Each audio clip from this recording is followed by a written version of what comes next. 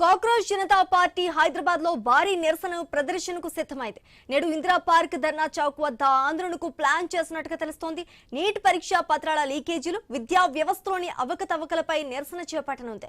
కేంద్ర విద్యాశాఖ మంత్రి ధర్మేంద్ర ప్రధాన్ రాజీనామా చేయాలని డిమాండ్ చేస్తోంది. ఈ ధర్నా నిర్వహణకు పోలీసులు అనుమతి ఇచ్చారు. ఈ కార్యక్రమానికి యువత భారీగా తరలి వచ్చే అవకాశం కూడా కనిపిస్తోంది. ఇక ఇదే అంశానికి సంబంధించి మరింత సమాచారం మా ప్రతినిధి ఏవై స్వామి అందిస్తారు. స్వామి, చెప్పండి, నేడు హైదరాబాద్ లో సీజేపీ నిరసన కార్యక్రమం చేపట్టబోతున్నట్టుగా తెలుస్తోంది. దీనికి సంబంధించి అప్డేట్స్ ఏంటి?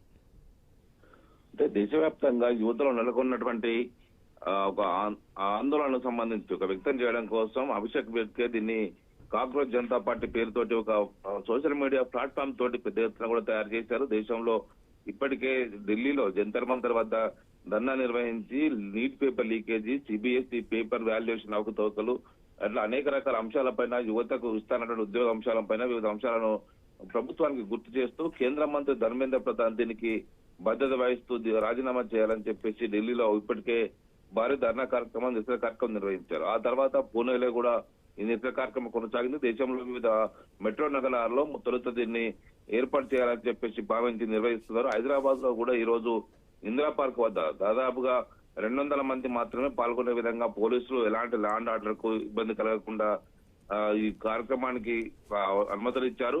ప్రధానంగా నీట్ పత్రాల పరీక్షల లీకేజీ కావచ్చు, విద్యా వ్యవస్థ జరుగుతున్న అవకతవకల విషయంలో కేంద్ర మంత్రి ధర్మేంద్ర ప్రధాన్ రాజీనామా చేయాలని డిమాండ్ చేస్తూ ఈ కార్యక్రమానికి పిలుపునిచ్చారు. హైదరాబాద్ లో పెద్ద సంఖ్యలో యువత తరలి వస్తుందని చెప్పేసి అయితే భావిస్తూ ఉన్నారు.